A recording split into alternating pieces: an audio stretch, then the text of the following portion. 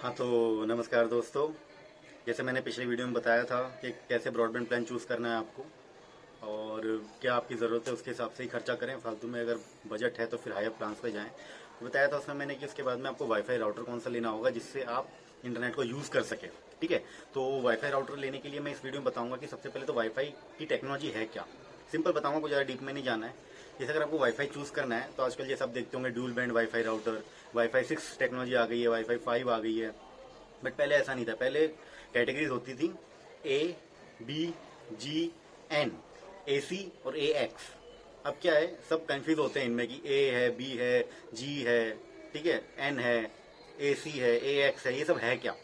तो असल में ये इनकी कोड है, नंबर, इसी से जाने जाते थे पहले जनरेशन में। जैसे आप कोई अगर वाईफाई राउटर देखोगे तो उसमें ऑप्शन पूछेगा कि कैसे आपको कौन सा वाला वाईफाई चालू रखना है, बी जी एन चालू रखना है या फिर एन ए सी रखना है या कौन सा चालू रखना है। तो इसमें क्या होता है, जैसे मान लो वाईफाई 6 जो है ना, इन लोगों ने सिंपल बनाने के लिए आम पब्लिक के लिए वाईफाई 6 नाम दे दिया है, जो है ए एक्स। ए एक्स जो सीरीज है वाईफाई 6 है। तो इसके ऊपर वाली जो है ए सी वो वाईफाई 5 हो गई, और जो एन है, ओनली एन, वो हो गई अपनी वाईफाई 4। तो इसके हिसाब से है।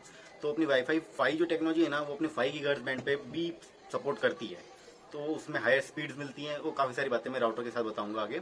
तो अभी आप ऐसे जानो कि ए, बी, जी, एन, ए सी, ए एक्स।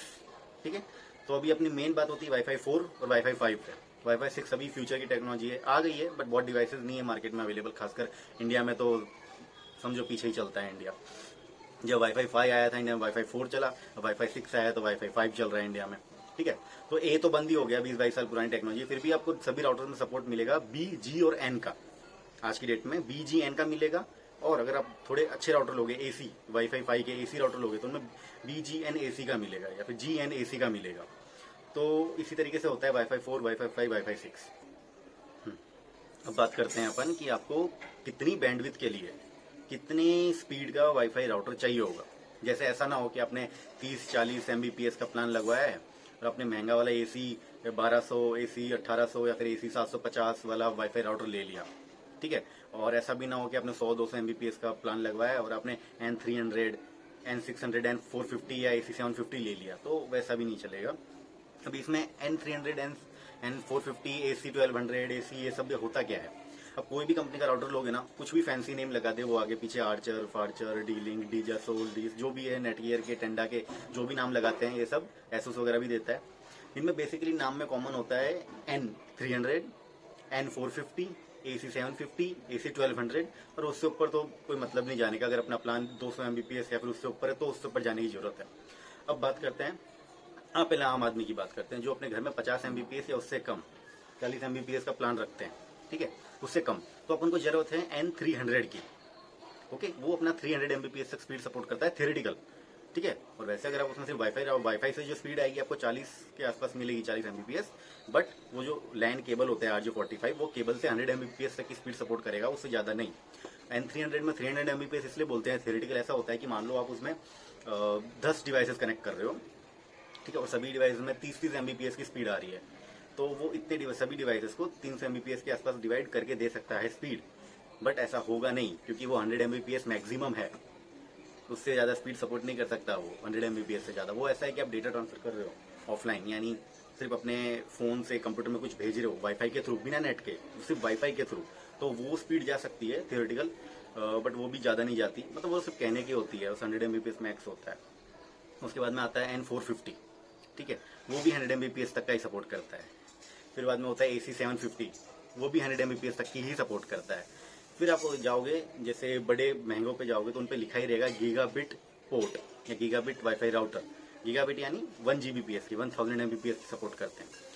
और अगर आपका प्लान 40 एमबीपीएस तक है तब आप N300 पे जाओ, या फिर AC 750। अगर आपको ड्यूल बैंड वाईफाई चाहिए, मतलब 2.4 गीगाहर्ट्ज भी चाहिए और 5 गीगाहर्ट्ज का भी बैंड चाहिए, तो AC 750 तक जाओ।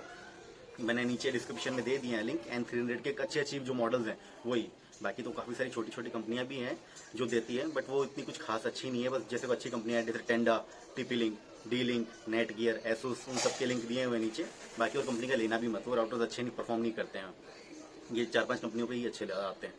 और उसके बाद में MI वगैरह के भी हैं, पर वो बहुत लोगों का सुना है मैंने रिव्यू कि अच्छा परफॉर्म नहीं करता है, खराब हो जाता है, बट बिल्ड क्वालिटी अच्छी नहीं होती है। अब बात करते हैं 50 एमबीपीएस या 100 एमबीपीएस तक। 50 Mbps से 100 Mbps तक के प्लान की।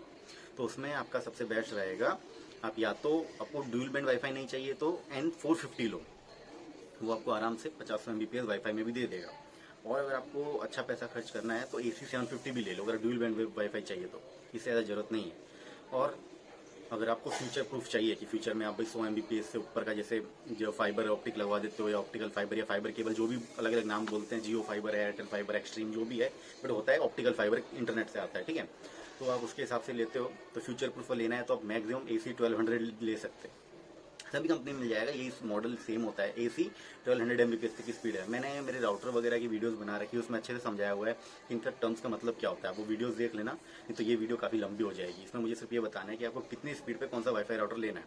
ये हो गया 100 Mbps तक। और बाकी इसमें ये ध्यान रखना, अगर आपका 100 Mbps तक का प्लान है ना, तो आपको गीगाबिट पोर्ट की जरूरत नहीं है। बट अगर फ्यूचर प्रूफिंग के लिए आप रख रहे हो, क्योंकि ये 5-6 साल 7 साल तक कहीं नहीं जाते हैं, राउटर खूब चलते हैं, तो इसके हिसाब से गीगाबिट पोर्ट, आज की डेट में गीगाबिट पोर्ट लेना जरूरी है। पर आपको है ही पक्का कि मुझे यार 50-60 Mbps से ऊपर का, 100 Mbps से ऊपर का प्लान लेना ही नहीं है, कोई जरूरत ही नहीं है, तो ठीक है, उसके हिसाब से आप अपना 100 Mbps वाला पोर्ट ले सकते हो, जो भी, क्योंकि सारे N300, N450, AC 750 वगैरह में सब 100 Mbps का ही आता है। AC 1200 के भी कुछ मॉडल है, ठीक है, उनमें भी चेक करके ही लेना, कि उनमें भी कुछ मॉडल है वो सिर्फ 100 Mbps की सपोर्ट करते हैं स्पीड, और उसमें लिखा हुआ है AC 1200। मतलब सोचो, ये कि बोलते तो हैं कि हम 1200 Mbps सपोर्ट करते हैं, पर पोर्ट में तो सिर्फ 100 Mbps ही आ सकती है।